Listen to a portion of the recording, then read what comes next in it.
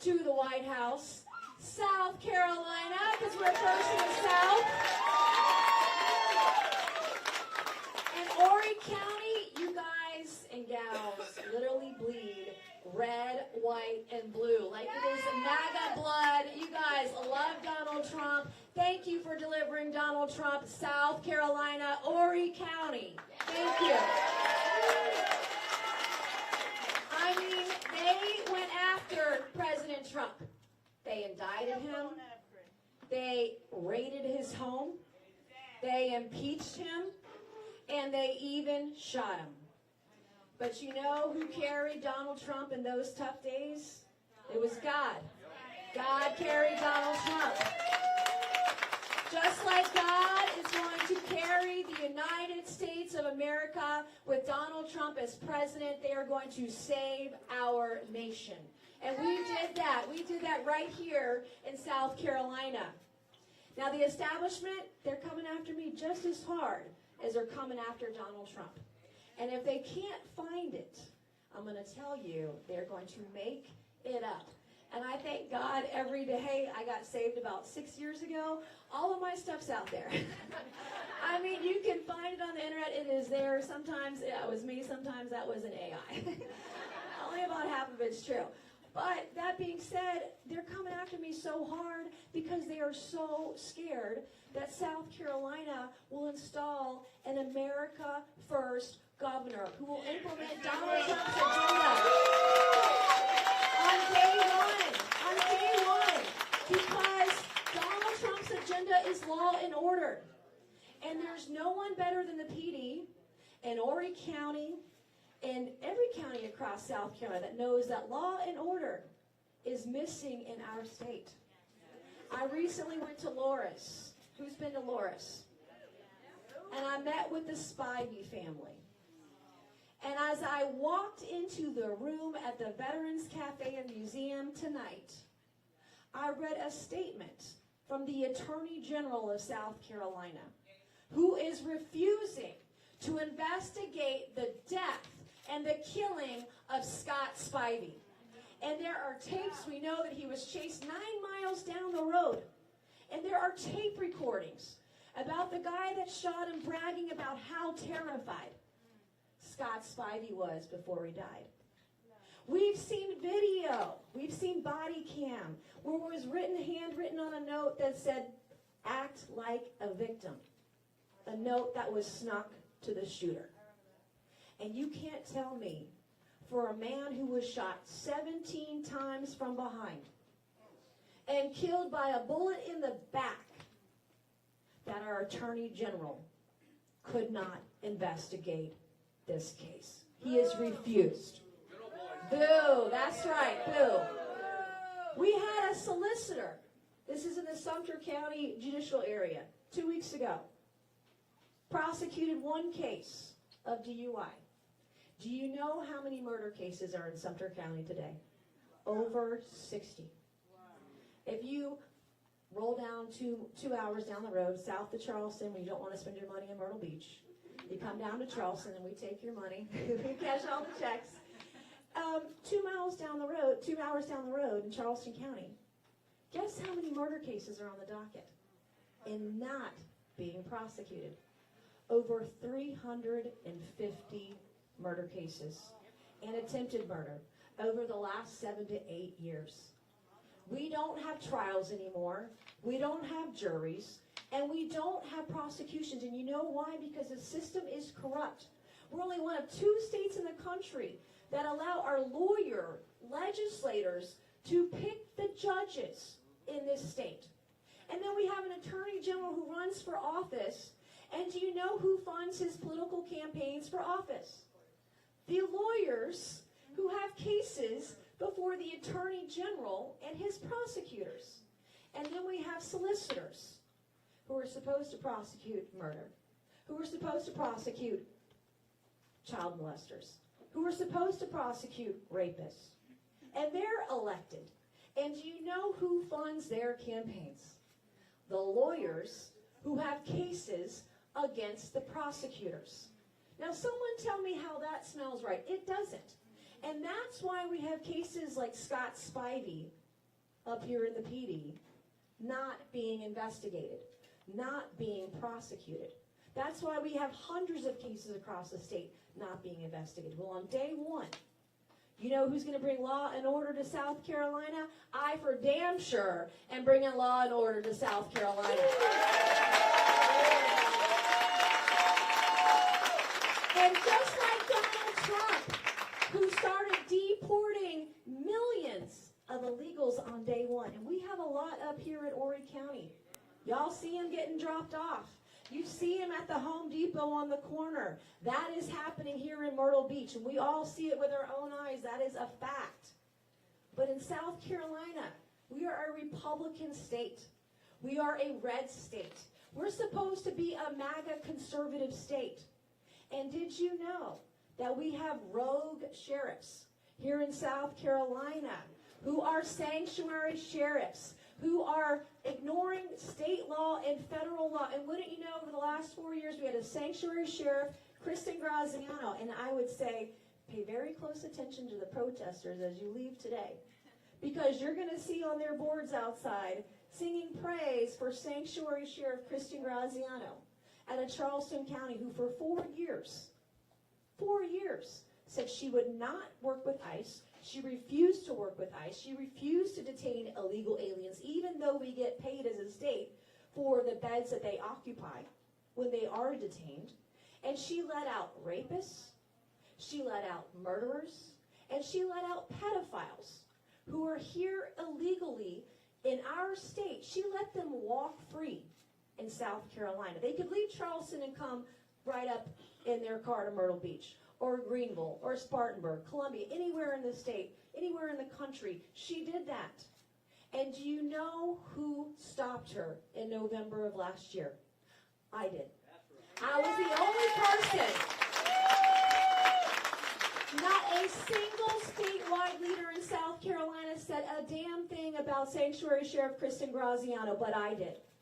And I got her unelected in a blue county that Kamala Harris won by 11 points. We got a Republican conservative sheriff in Charleston County, South Carolina by 1 point. And on day one, with ICE. We did that. South Carolina did that. MAGA did that. And just like I stopped the sanctuary sheriff in South Carolina, you know who else I stopped? I stopped George Stephanopoulos on ABC News. Did you see that? Crazy George Stephanopoulos. He tried to say the president was a rapist, and he's not. He's never been convicted of rape. And I, as a rape survivor, went to bat for the president over and over and over again, because I know, just like we have in Horry County, we got real men in Horry County. We got real men, and y'all are packing heat, and we appreciate it, but real men protect women. And Donald Trump has protected women from day one. Day one. And so in that interview that I did in New York with George Stephanopoulos, I don't mind doing it. I'll go into the Lion's Den. Bill Maher just called me the other day, asked us to come on the show, and I'm going to do it. I'm going to go into every Lion's Den, because we need people to hear the MAGA message, the independent voice that Donald Trump is, that he's going to save our country. In that $15 million interview, I call it, Stephanopoulos learned a $15 million lesson. Trump won that defamation suit, right? And how Nancy Mace will not back down, and Nancy Mace will hold the line. I don't want a commission, okay? That would be really nice if I could get a commission off that $15 million. Imagine how many bridges we could build with that. But I haven't told the president this, but my one ask, I just want one ask, because the $15 million is supposed to be used to build his presidential library. I just want my name over a women's bathroom. I just give me a plaque. Just give me a plaque with my name on it and say, only women here. And that's what we're going to do. But just like I stopped the sanctuary sheriff in South Carolina, I stopped George Stephanopoulos. I stopped the Secret Service director after Donald Trump was shot. Y'all saw her come before the Oversight Committee last year, weeks after he was shot, lying to the American people, obstructing justice for the president, And we had some people that filed a resolution, hey, let's impeach her. Oh, that's nice. But it didn't matter because it didn't force a vote on the floor of the U.S. House of Representatives. So I saw that and I chuckled. I was like, oh, that's great. But you know what we're going to do? We're going to force a vote in the U.S. House of Representatives to impeach the director of the Secret Service after Donald J. Trump was shot. Who filed that privileged resolution? I did. I did. And did you know, 12 hours later, Kim Cheadle resigned as the director of the Secret Service. So, I mean, I'm just saying, I've done a lot for the president, and if you talk to him, I would really like his support for governor, because Ori's leading the way, and it's incredible here. Like, I feel so refreshed. You are God-fearing. You love the president. You have been there with the president through thick and thin, and you're going to carry South Carolina for this governor's race. I cannot do it alone. I can't do it alone. I've got to do it with God's grace, and I've got to do it with every single voter in Horry County who is ready for the truth, who is never going to back down, and who is going to hold the line for every hardworking South Carolinian. It happens right here. You were my first town hall on the road to governor of South Carolina, right here in Horry County.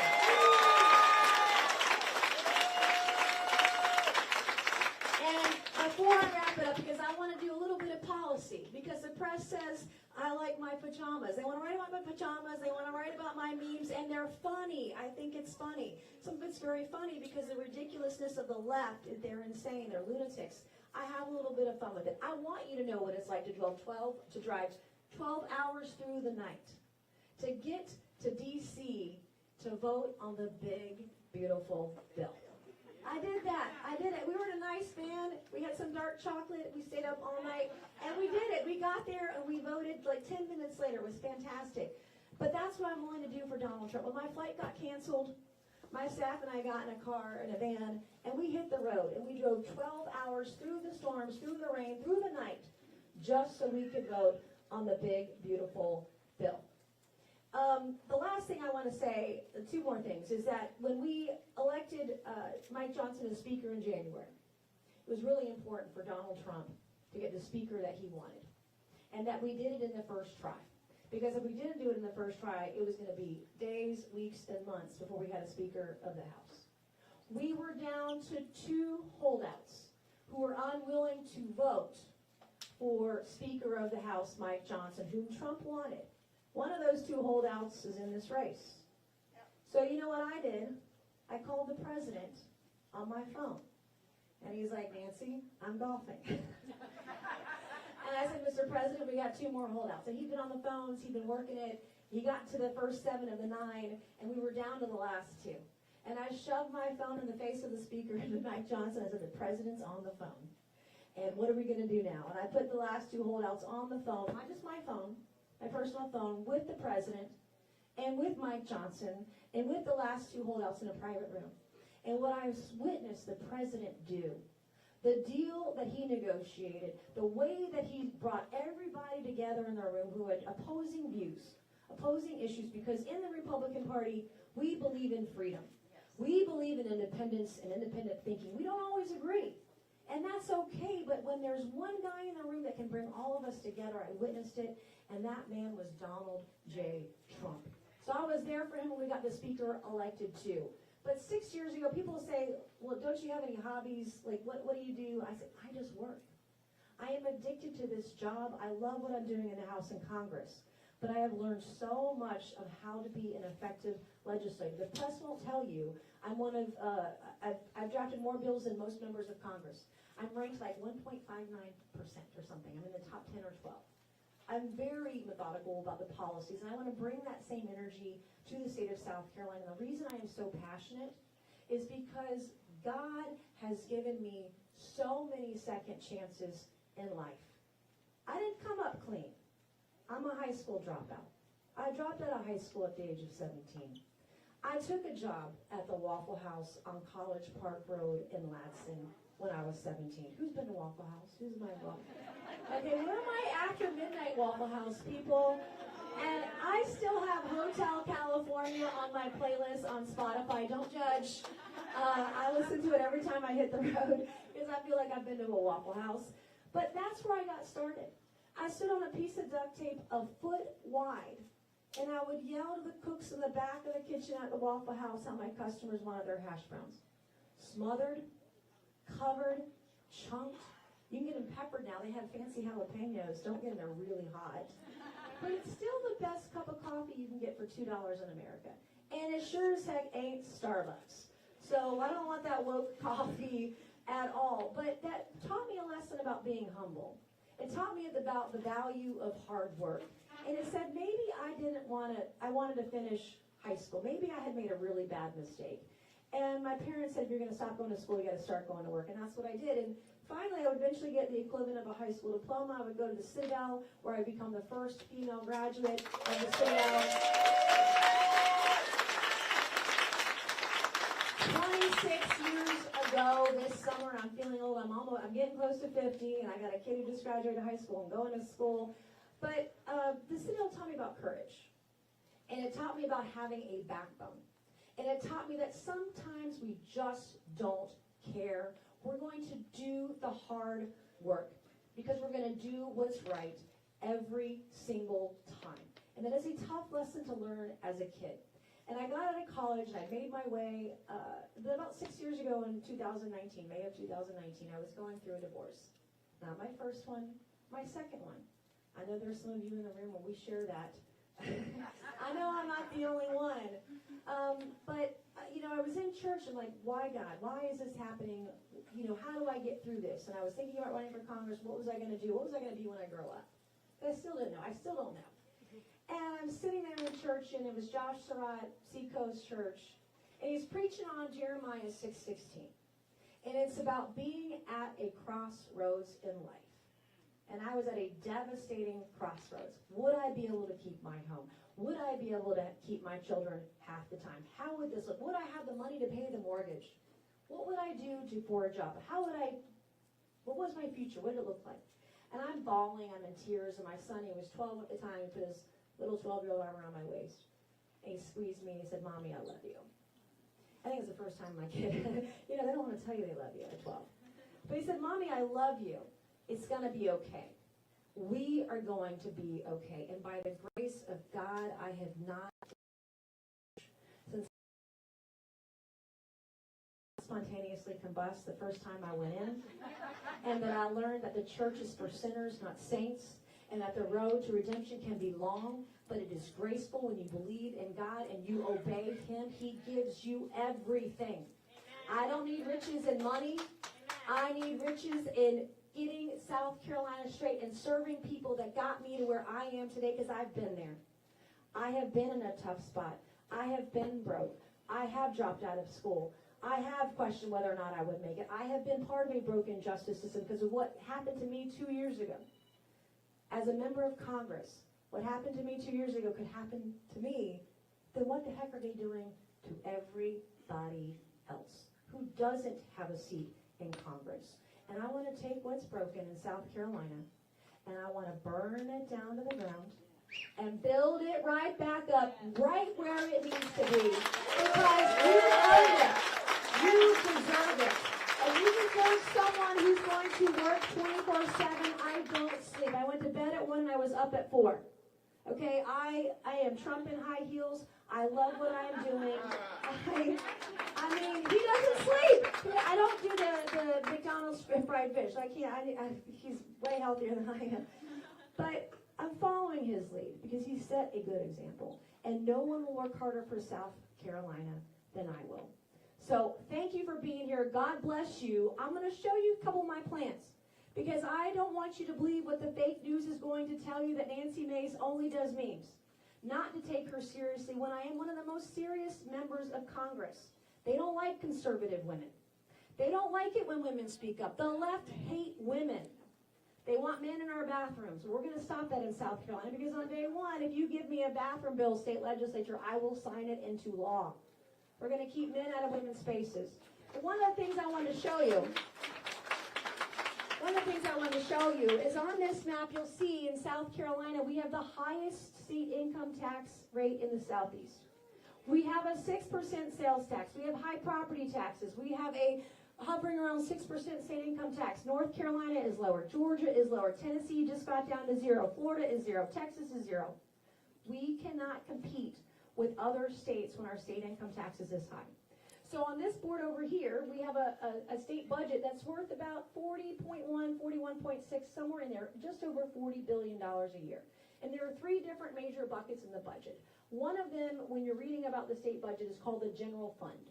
And it's about 1/3 of the budget. Well, pre-COVID, the general fund in 2019 was around $9 billion. Post-COVID, in the 2024-2025 year, it has skyrocketed to $13.2 billion. I want to find somewhere in the middle, in 2023, 2022, 2023 fiscal year, I want to freeze spending to that level at $11.6 billion. Because if we do that, you can see this blue above the red line here, every single year after that, when we have record revenues like we have historically over the last 5 years, we can give that money back to you, the taxpayer, in a permanent tax cut. Just like Donald Trump has done. Just like he's done.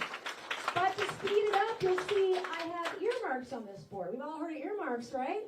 Those are pet projects that have nothing to do with growing the economy or getting you a good wage paying job. In 2019, earmarks were $30 million a year. And then just a year ago, 2023-2024 fiscal year, they were $700 million. We went from 30 to 700 million in 2 years for earmarks.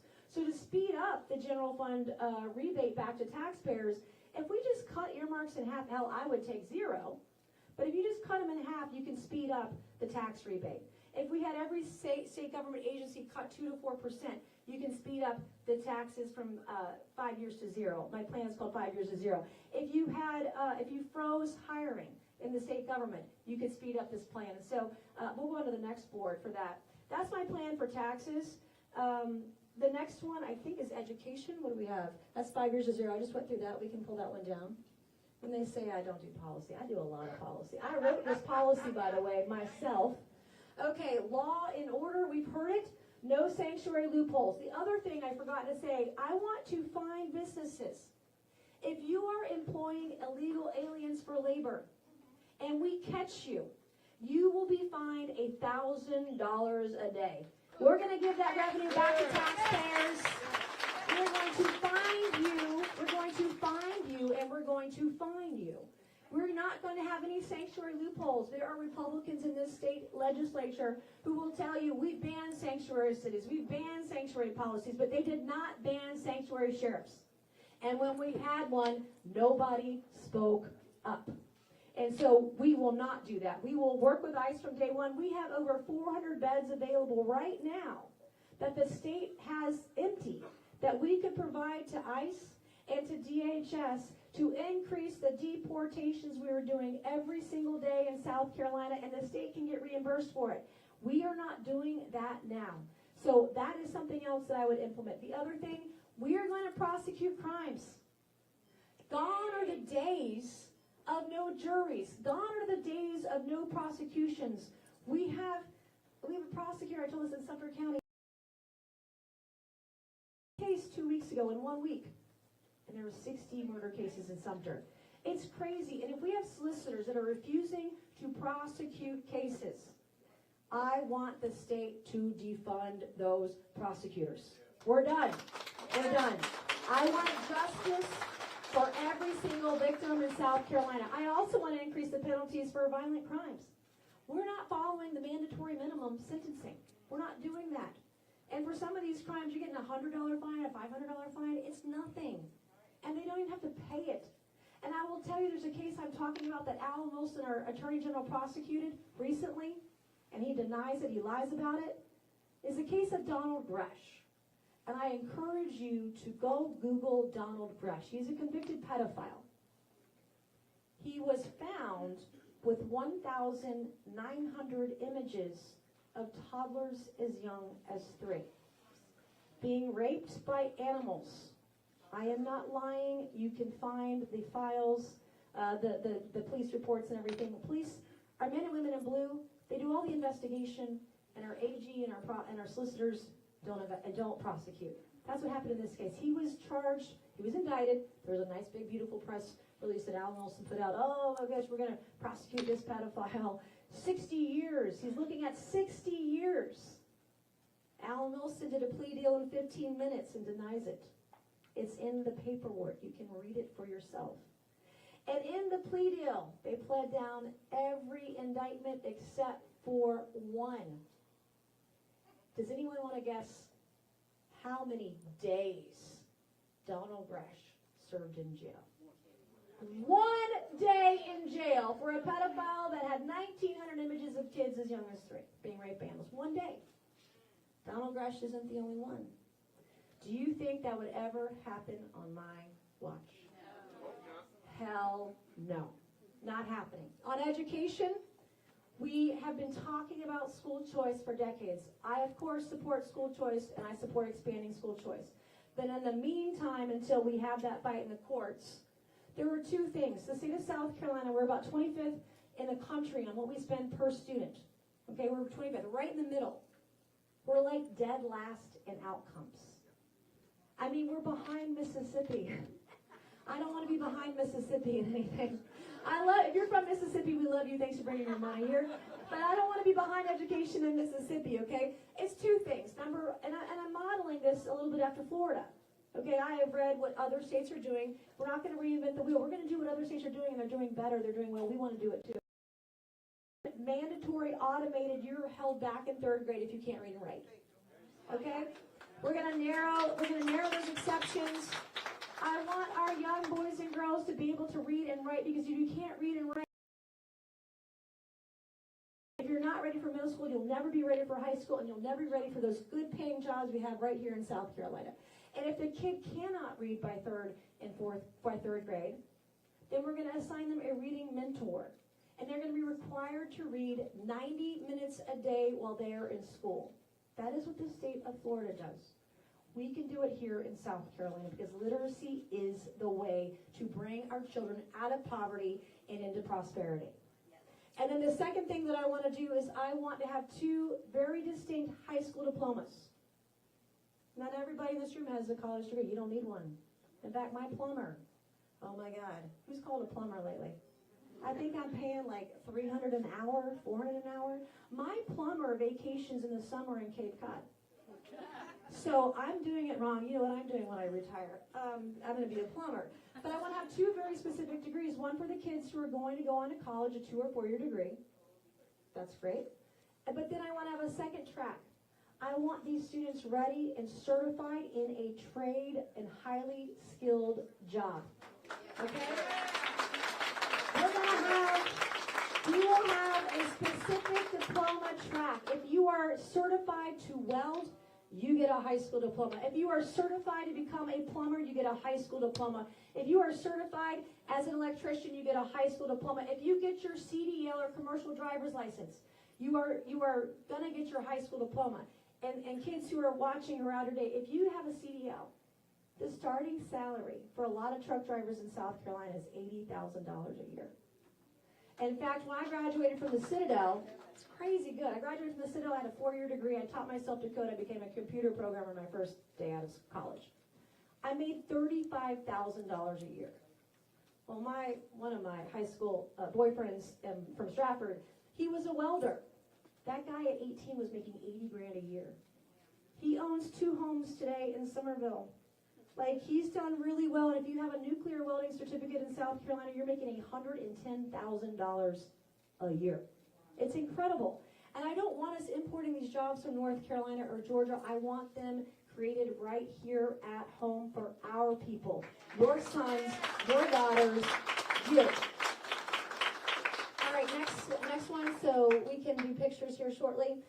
Infrastructure, you know that we have a lot of crumbling roads. One of the things the press will not tell you, I am one of the leading members of Congress who's gotten resources for our state. In fact, our office assisted in getting the largest infrastructure grant in South Carolina history at $195 million earlier this year. The press won't tell you that, okay? I want to make sure that all of our projects are shovel ready. We didn't spend the last 4 years getting shovel ready during the Biden administration. Now that we have Trump as president and the money is flowing. I want to audit SCDOT. Of course, we're going to build I-73. That's happening. Yes, getting applause for that. That's been a long time coming.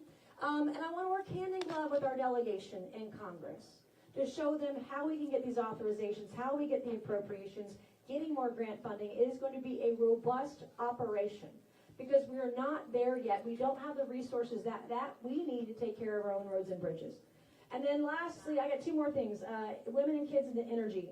On the women and kids crisis we have, did you know that your tax dollars are funding colleges in South Carolina who can't define what a woman is? Did y'all see my video? If you're not following me on X, I'm at Nancy Mace.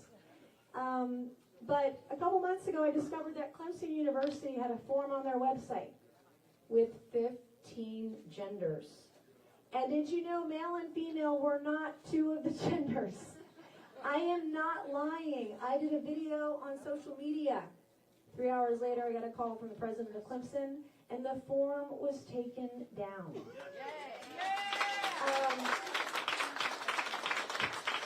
I have a kid who just graduated high school, is applying to college that will not be named, and he was applying for his dormitory.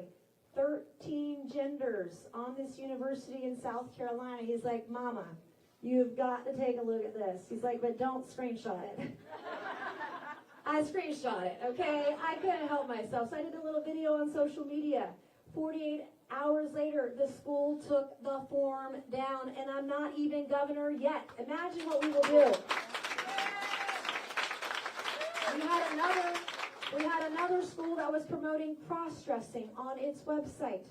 I did a little video on social media, and they took it down the very next day. And I will not fund a single college or university that decides that men can be women, men can be pregnant, men can be in our girls' locker rooms and dormitories and showers. No, I'm not doing it. And I'll sign a bathroom bill. I'll make sure that child rapists get the death penalty. And on that,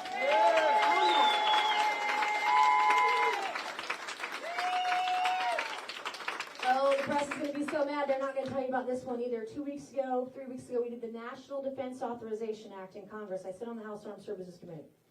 And this is where we do all the authorizations for the Pentagon and the DOD. You're not going to like this. Guess who got some of the highest number of amendments in the Defense Authorization Act? I did. 26 amendments on that committee.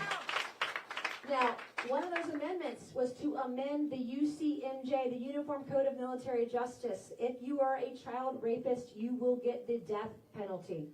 We did that 3 weeks ago in Congress. So I put my money where my mouth is. We're doing it. And then on energy, we have an energy crisis. The state spent $9 billion about a decade ago to build VC Summer or a nuclear plant, and you didn't get a damn thing back from it. $9 billion up in smoke, poof, gone. We're not going to do that. I am actually working with the EPA right now on energy policy, but we're going to work smarter, not harder. We're going to have an all-of-the-above approach. I'm working with the EPA now to be able to, for South Carolina, to be able to generate energy off backup generators, for example, sell it back to the grid. But 2 weeks ago, the state shut down 5 facilities so that we wouldn't have a rolling blackout here in South Carolina. We have an energy crisis, and it's here. I want us to get in on these small modular reactors, the SMRs. We've got data centers popping up. We want to have small nuclear, more affordable, but we've got to get it here in the U.S. I recently met with the Japanese consulate. Japan and France are leading the world in small nuclear reactors. We have to get in the game, and we have to fix it. And with that, I want to say 2 things. Are we taking questions here? All right, we have a second microphone. We're going to take questions for about 10 minutes or so. And then what I want to do, I'm here, and I will stay to the end. I will take a picture with each and every one of you. I will shake your hand. I will give you a hug if you need it. I will take a prayer if you'll give it, because this is a fight. This is not a sprint. It is a marathon, and I need all the help I can get. You can also tonight when you get home or before you leave your car and drive away on your phone, you can go to nancymace.org, and you can just give $1 and tell us that you were here tonight. and tell us that you will support our campaign. I won't ask for anything more, just $1. Because my opponents are going to have big money from big companies and big special interests, and we are grassroots funded. And I will tell you, the grassroots in the first 10 hours of my campaign for governor, you and the grassroots raised more money in the first 10 hours of my race than any other candidate has in this race in 10 days, their first 10 days. You did that. And online, our average donation was $22 online. I'm not even asking for that. Don't even do that. Just do $1 single, please. With that, we'll do some questions. I love Horry County. I bleed red, white, and blue with all of you. And if you love Trump, I hope you'll love some Nancy Mace, and I'm going to need your help on the campaign. I will take any questions tonight. God bless each and every one of you. Thank you. Oh, we're having trouble with the second mic. Okay, do you want to shout? You want to find somebody and we'll just shout? Hi. Do you intend to take any action to remove fluoride from our water? Fluoride from water. I would support any action to remove fluoride from our water and also ban chemtrails. Like, we should do that too. Other states are doing it. Tennessee, I think, recently did it as well. Florida just did it. We will follow. Again, I want us to lead. I don't want to be following. But if we have to follow other states until we get there, we will do it. But I support it. Yep. And even if you're a Democrat in the room, I will take your question. Just don't tackle me. I'll take any question. We have a microphone. I'm really big on the law and order part of your campaign. My husband is part of NYPD and PUPD, and he was on your task force for the airport in Charleston 2 summers ago. At that time, I had a private conversation with a neighbor regarding how one of our local Goose Creek police officers is trans, which got screenshotted and sent to my city administrator, who then sent it to the chief of police there, who then tried to get my husband fired twice based on all lies. I have for you my full statement. Okay. And the investigation done by the chief of police at the airport. I've also been in contact with several senators and House of Representatives, and they say to come to you because you're going to make the noise. Yeah, and I will. Being from Goose Creek. Yeah, no, I am from Goose Creek, and I'm so sorry that happened. Jamie, can you take that from her? Yes. You've got a First Amendment right. You can't be fired for that. You have a First Amendment right. Well, it wasn't even my job. She went after my husband with complete lies. It's all proven in that, if you have time to read it. Yeah. And there's even more. I have screenshots. And I'm deeply sorry. I had many cops reach out to me after this. Yeah. Confirming it, saying they would testify. And they also sent me screenshots of their group chat of the traffic unit. Yeah. They target people. They laugh about it. They target people and neighborhoods. Yeah, I'm a victim of the justice system, like you all are, and we have a lot of victims that are coming forward and asking for help because they know I'm the only one who will make the noise to get justice for victims. I will do it no matter the cost. I have risked my career trying to help victims, and I've done that my entire career, but particularly early this year in February. I am willing to risk my career for you, for your family, and do what is right and hold those accountable to do what's right because law and order is going to come to South Carolina. It's going to come. Nancy, back when the floods happened in North Carolina and Trump was visiting, he said he was going to make sure that everybody that was in an endangered area or lived in the coastal community would get a tax credit on the generator. And he hasn't brought that up lately, so will you just please remind him? I can absolutely remind him. The other thing I want to say about FEMA and disaster relief. So I did a bill last year that would take funding, about $1.45 billion out of FEMA, because FEMA was caught housing. They had a housing program for illegal aliens. The White House denied it, and wouldn't you know, there were Republicans and Democrats in Congress who voted to give FEMA $1.45 billion to spend on housing illegal aliens. It's incredible. And I did a bill for that, and I will be the biggest voice as governor making sure that does not happen again. Yes, I'd like to know what your stance is on the Second Amendment, banning rifles or what have you. We're not banning anything.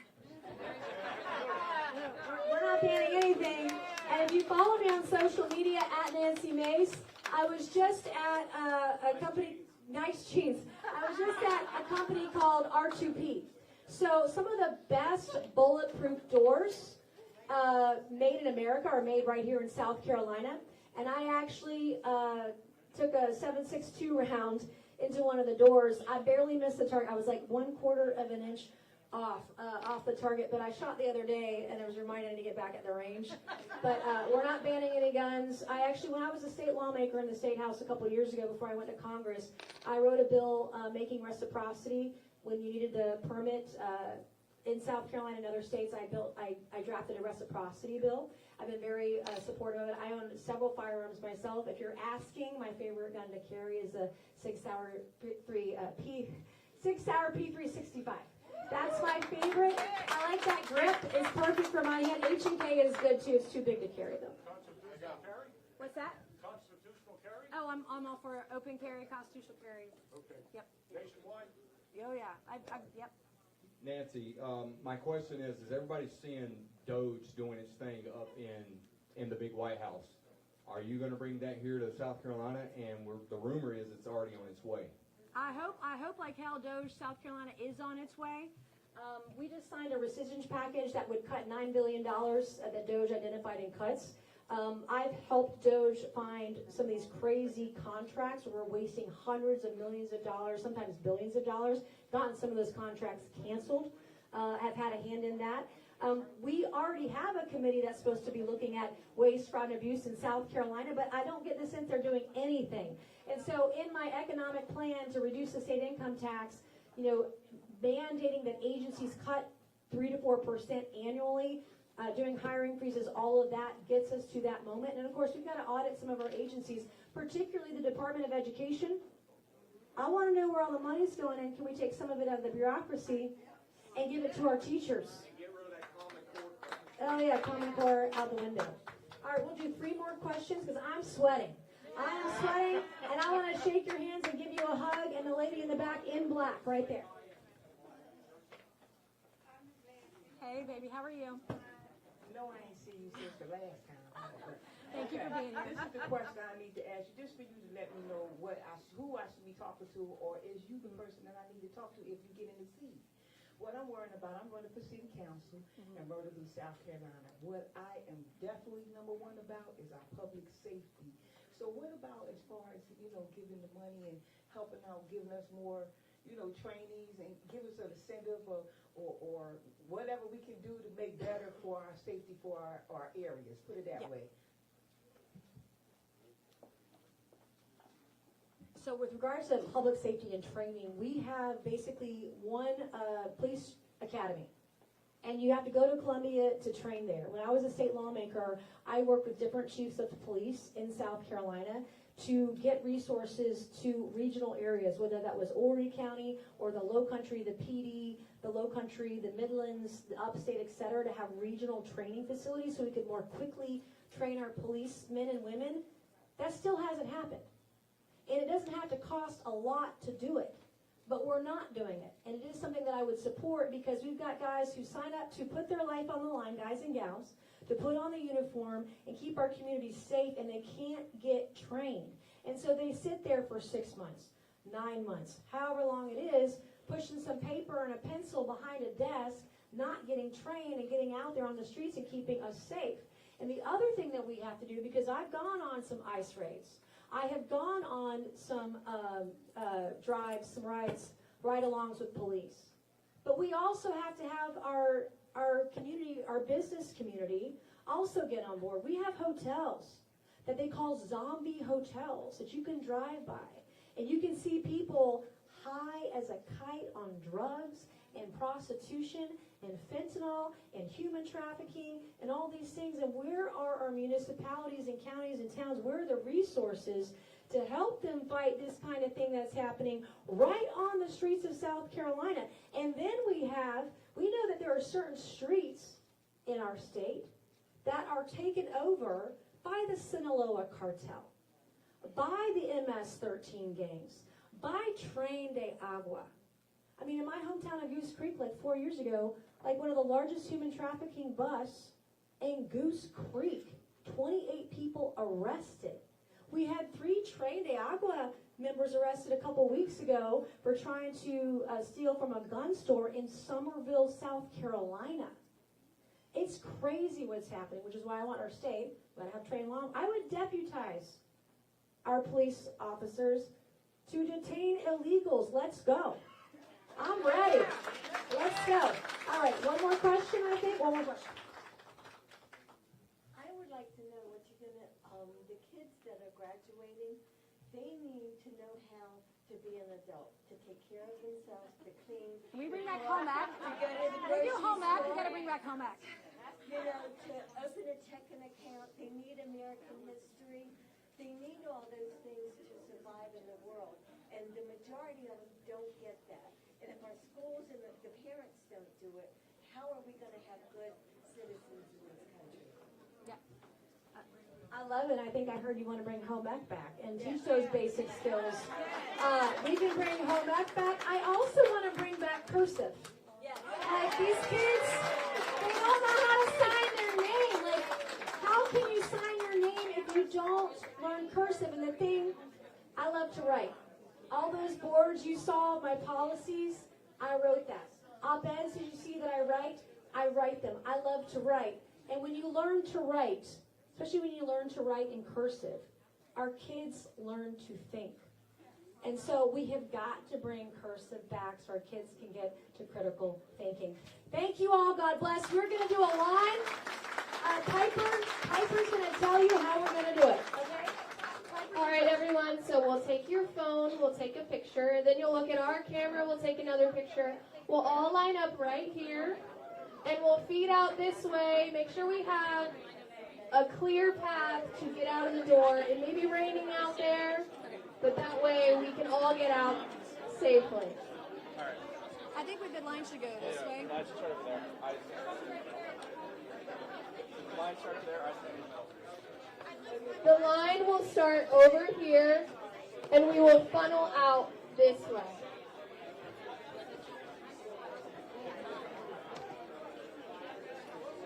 We'll do quick.